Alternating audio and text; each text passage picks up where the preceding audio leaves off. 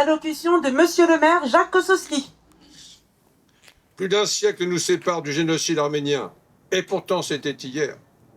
L'Arménie subit alors des vagues de déportation, des déferlantes d'extermination, alors même que la Première Guerre mondiale bat son plein.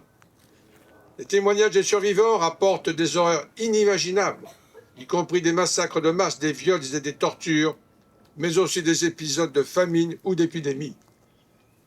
À l'injustice de ces services et sévices commis en dépit de la dignité de chaque personne humaine, s'ajoute l'incompréhension face à l'attitude de la communauté internationale.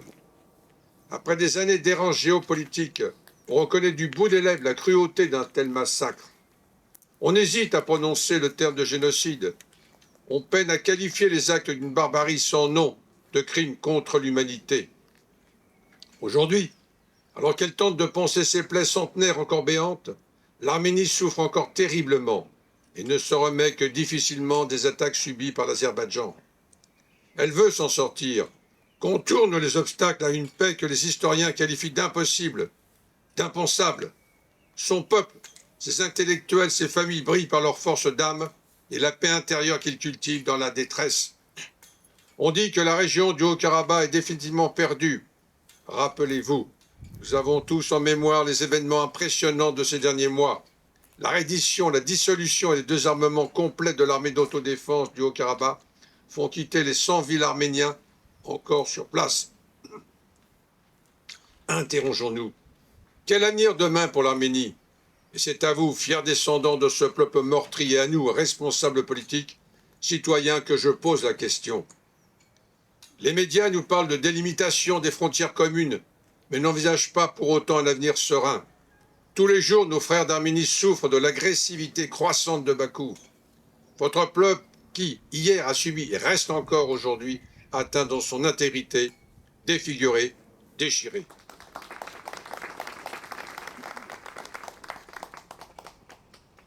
Allocution de son Excellence Madame Asmik Tolmagian, ambassadrice de la République d'Arménie en France.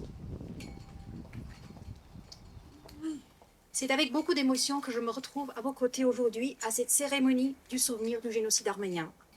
Il y a 109 ans, le 24 avril 1915, la rafle et l'exécution de l'édit arménien à Constantinople marquaient le coup d'envoi du génocide arménien, qui fut l'apogée de l'extermination des Arméniens dans l'Empire ottoman, commencé dès 1895. Ce crime était sans précédent dans l'histoire de l'humanité, par sa monstruosité, pour reprendre les mots de Georges Clemenceau, pour l'atrocité calculée qui dépassait tout ce qui avait jamais enregistré l'histoire. Il s'agissait de la destruction programmée de tout un peuple, de son esprit, de sa patrie, de sa terre, de sa culture. Le crime de 1915 était sans précédent par ses objectifs et sa mise en œuvre. Il était sans précédent aussi par ses conséquences. La moitié d'un peuple anéanti dans son berceau, dans les lieux de son existence plurimillénaire, une patrie lourdement amputée, un espace civilisationnel arménien drastiquement rétréci, un immense patrimoine matériel et immatériel détruit. Aussi, un État arménien enclavé, réduit, fragilisé, qui, un siècle après le génocide, fait encore face à des menaces existentielles. Le génocide de 1915 reste aussi inédit par l'impunité et le déni du crime. Contrairement aux auteurs de la Shoah et du génocide des Tutsis, il n'y aura pas de justice pénale internationale pour les jeunes Turcs.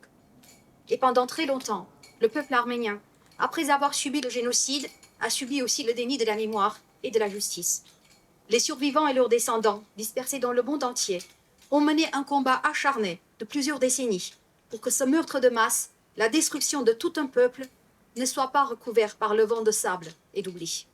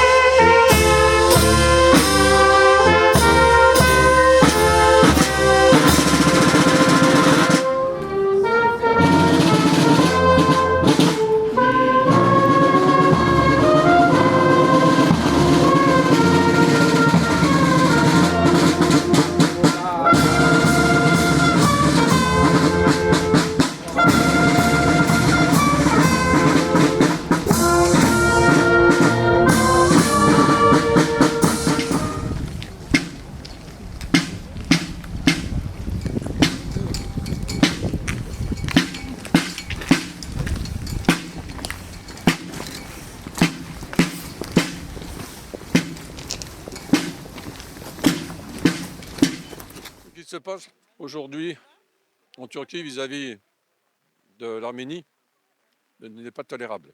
C'est un crime contre l'humanité. Il faut savoir dire les choses comme elles sont. Simplement, vous avez des puissances étrangères qui n'osent pas, parce qu'il y a quand même derrière tout ça des intérêts bassement matériels qui sont la plupart du temps économiques. Et c'est ça qui est déplorable. Quand vous avez les pouvoirs qui décident, les grands pouvoirs, les États-Unis, entre autres, la Russie, entre autres, la Chine, entre autres, l'Inde, entre autres, on doit pouvoir faire quelque chose. Aujourd'hui, personne ne veut le faire. Ils oublient l'Arménie. Et c'est à nous, justement, par nos manifestations, par des cérémonies, des associations, qu'on doit pouvoir faire quelque chose. Et il faut arriver.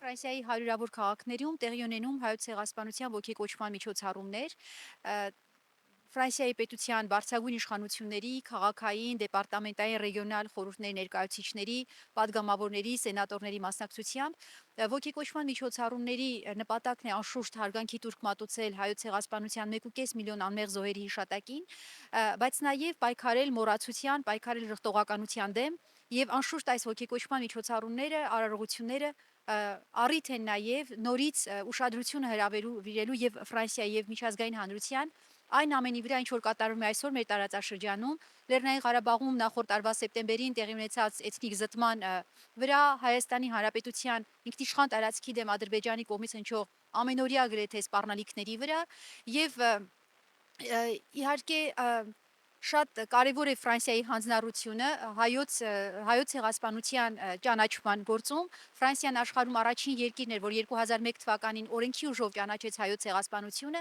Ֆրանսիան նաև առաջին երկիրն է, որը 2019 թվականին Ֆրանսիայի Հանրապետության նախագահի Էմանուել Մակրոնի հրամանագրով ապրիլ 24-ը ընդգրկվեց նաև Ֆրանսիայի ոգեկոչման տոների պաշտոնական տոնացույցում։ Այսինքն ոգեկոչման միջոցառումները շատ կարևոր են եւ հիշողության, եւ պատմական հիշողության, բայց նաեւ այսօր ցույց տալու համար, որ հայոց ցեղասպանության անպատժելիությունը դուր է բացել հետագայում այլ ոչրագործության կրկնության համար եւ այսօր այն ինչ կատարվում է մեր տարածաշրջանում, այն ինչ կատարվում է Լեռնային Ղարաբաղում եւ Հայաստանում, ինչ որ առմամբ նաեւ հայոց ցեղասպանության եւ հատկապես այդ ոչրի անպատժելիության շարունակությունն է։ Alors, l'Association nationale des anciens combattants et résistants arméniens, ANACRA, organise des événements toute la journée pour bien rappeler la présence arménienne en France. Les Arméniens ont combattu pour la France et Misak Manouchian est un de ceux-là. Il vient d'entrer au Panthéon avec son épouse Mélinée Manouchian grâce au président Macron. Et donc, on organise le 24 avril la cérémonie à l'Arc de Triomphe. Et toute l'année, par exemple, on va sur la tombe du Mamelouk Roustan. Roustan, disent les Français, c'est Rostom, en fait, qui était le garde du corps de Napoléon Ier, l'homme le plus puissant de son époque. Et ainsi de suite, tous les événements tout au long de l'année. Ce sera donc la 7e année consécutive. Donc nous organisons la commémoration du génocide des Arméniens depuis 2017.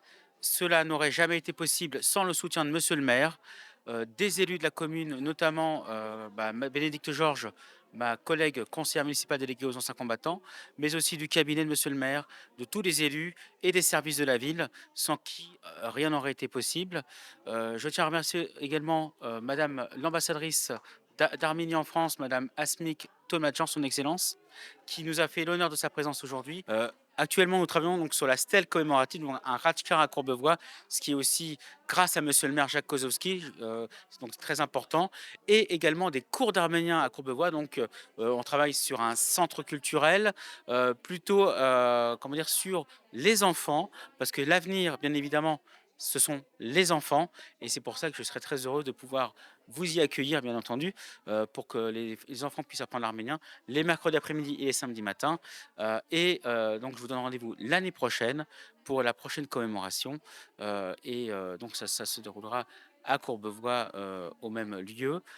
Par contre, une petite différence, c'est que, en tout cas, je l'espère, nous pourrons nous y retrouver devant le monument dédié à la mémoire arménienne, donc le Ratchkar à Courbevoie. Mon père est né à Manissa. Lorsqu'il a eu le baccalauréat à Smyrne, Le consul, en lui remettant son diplôme, lui a demandé ce qu'il voulait faire. Et mon père a dit, je voudrais être dans la marine. Et il a dit, moi, je peux vous envoyer en France. Les massacres commençaient déjà. Donc, il est arrivé en France, rentré à Brest dans la marine. Et il est devenu ingénieur hydrographe de la marine française. Donc, il a toujours eu une reconnaissance énorme pour la France, sans oublier l'Arménie. Il est devenu ingénieur hydrographe de la marine française et il a fait une dizaine d'atlas, dont le dernier a été l'Arménie. Parce que les Turcs disaient que l'Arménie n'avait jamais existé et avec les cartes dans son atlas, il a prouvé que du temps de bien avant Jésus-Christ, l'Arménie existait avec les cartes de Strabon, Ptolémée, ensuite les médiévales, l'époque médiévale. Les grands, François Ier a retiré le nom parce qu'il était allié du sultan turc Soleiman le Magnifique. Donc il a retiré le nom de Arménie sur les cartes. Et ce n'est que Louis XIV qui a remis le nom de les grands géographes de Louis XIV qui ont remis le nom de Grande Arménie sur les cartes.